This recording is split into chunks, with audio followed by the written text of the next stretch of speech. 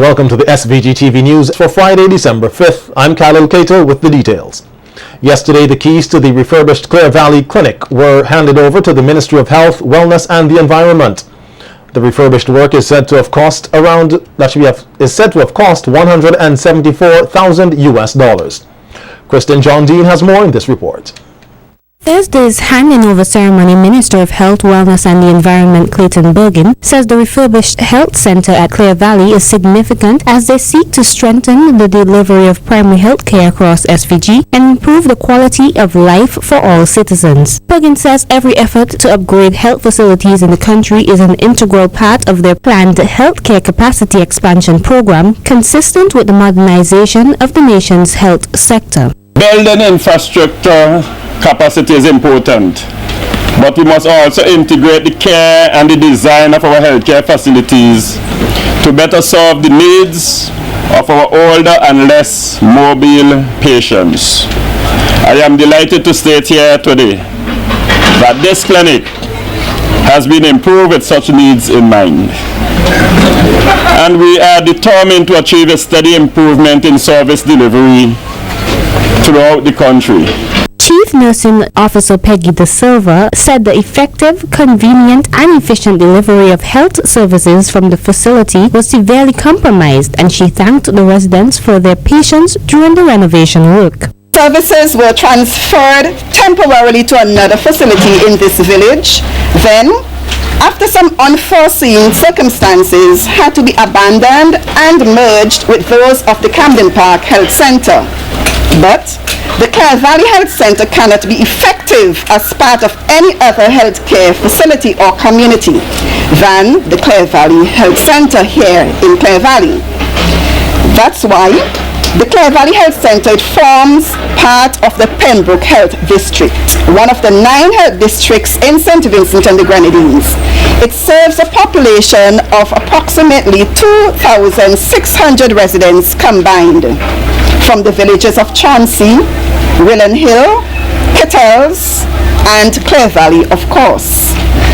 The staff of 3, comprising 1 staff nurse midwife, 1 nurse and assistant, and 1 community health aide, care for residents on a daily basis under the supervision of the health nursing supervisor. While boasting of the quality of healthcare in SVG, feature speaker Prime Minister Dr. Ralph Gonsalves says his government has a number of other plans for health facilities across the country. We have 39 clinics in this country. I want to begin with these clinics first. There is no place in St. Vincent and the Grenadines that you can't get to a clinic by minibus in 10 minutes. Of course, most people can get to the clinic in 2 minutes, and we have just done a survey which has indicated that. The refurbished Clare Valley Clinic will also provide services to residents of Chauncey, Willen Hill and Kettles. Kristin John-Deane reporting for SVG-TV News. Prime Minister Dr. Ralph Gonsalves also used the opportunity to appeal to nurses to stay committed to their jobs. Speaking at the handing over and opening of the clinic, Dr. Gonsalves told nurses that they should never think of their job as a 9-to-5, adding that they should always be readily available to assist the public. If you decide to be a nurse or a policeman or policewoman, you have to work some inconvenient hours. Because if for one reason or the other you're not staying at the clinic, you must be quickly and easily available to come to the clinic if there's an emergency. So in my constituency, for instance, we have a clinic in Connery, we have one in Park Hill, and we have one in South Rivers. If somebody in South Rivers has a problem, an emergency problem, an agriculturalist would always be using cutlasses and hoe, and you may have an injury. Not life-threatening, but if that happens after 5 o'clock and the nurse is not there, on a weekend period, say a Sunday in an early afternoon, And the same thing happened that the nursing Park Hill and Connery not wrong. They have to get a vehicle to take them to Georgetown.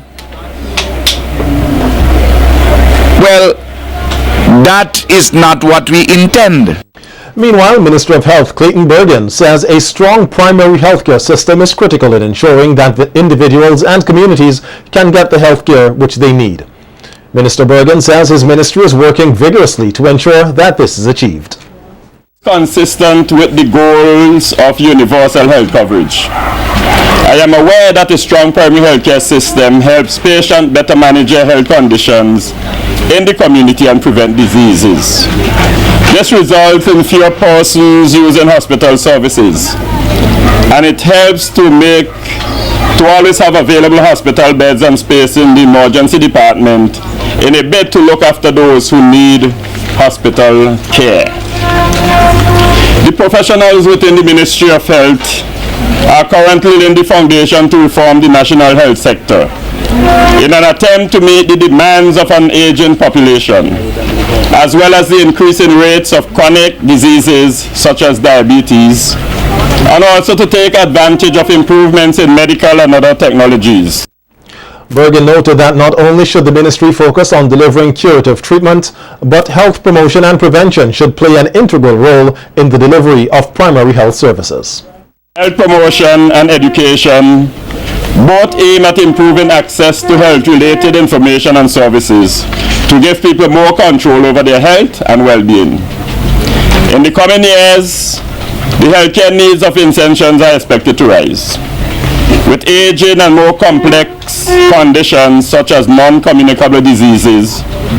And to meet this challenge, we must continuously innovate and find new ways to deliver healthcare in better ways and to ensure that Vincentians continue to have access to healthcare.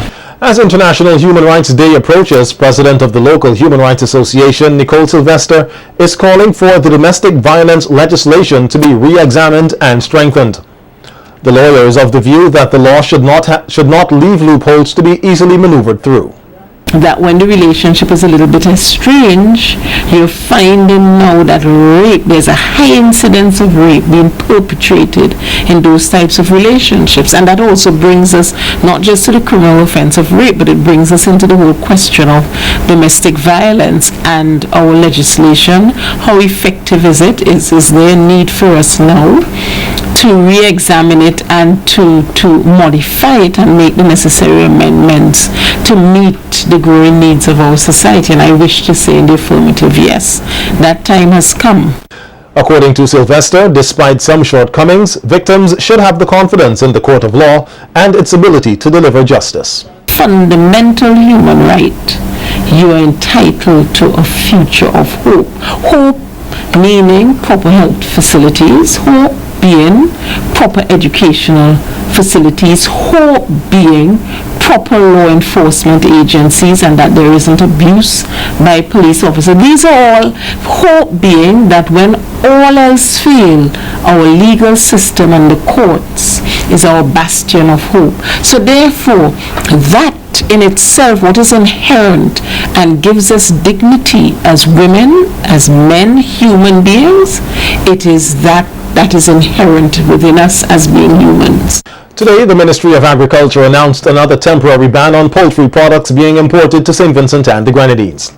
This time, the ban is being placed on poultry coming from Canada.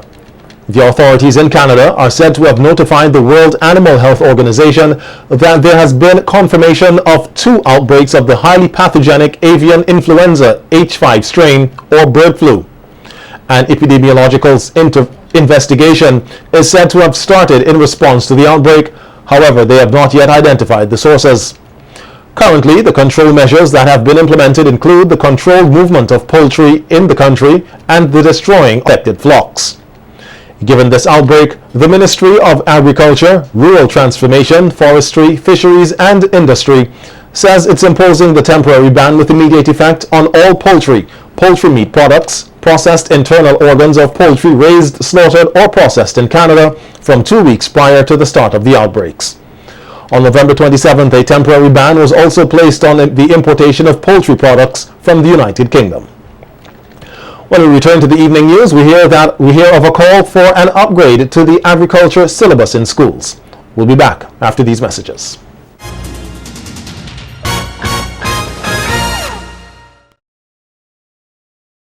The agricultural syllabus in schools needs to be upgraded to focus on the development of agriculture in SVG. That's according to Minister of Agriculture Saboto speaking at the launch of the Agriculture Policy Program, which will be adopted across CARIFORUM member states. Caesar noted that students will learn about agriculture in other countries, but not in SVG, which he says is vexing. When you go through, if you had a journey with geography at the CXC level, the primary school level, the CXC level especially, you will learn about sugarcane and rice in Guyana. There are students who would ace a question on the impact of Gaisuko, but do not understand and appreciate the importance, or may not have heard of the Root Association. Something has to be fundamentally wrong. If we do not focus in a formal way with the students of ensuring that in our education system, and I'm using those two courses, geography and I could use three, geography, agriculture, and history, that we do not have a particular emphasis on developing our country. He added that if the country has to develop, citizens have to first look inwards. We have to look at what we have, and we have to study what we have. And all the parents who are here, we push our children, and the government has a very excellent policy to foster the advancement in education. But the question must be asked, what is the content?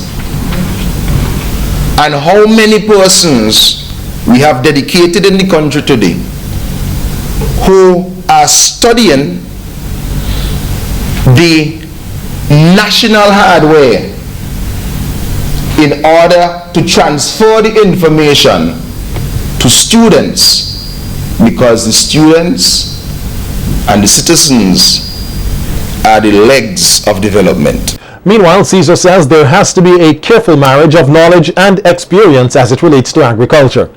According to the minister, as the world advances in technology, all productive sectors must come on board.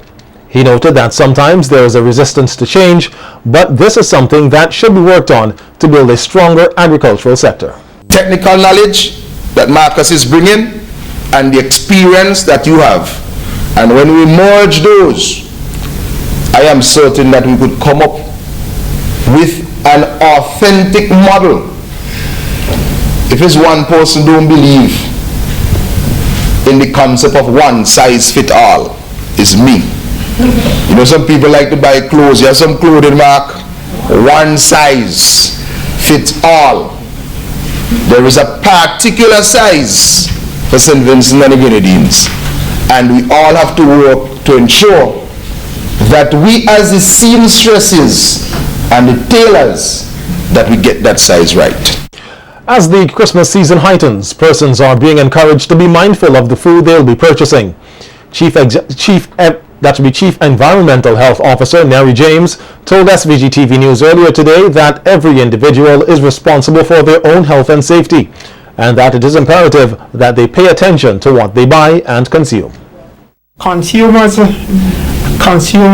should know too that they also have a responsibility, and they should make sure that the food that they buy is safe.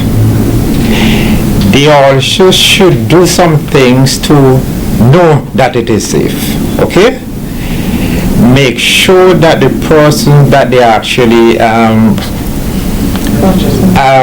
buying food from that they have a food badge. Okay, 1. 2, they must make sure that that person wash their hands often. How, you may say?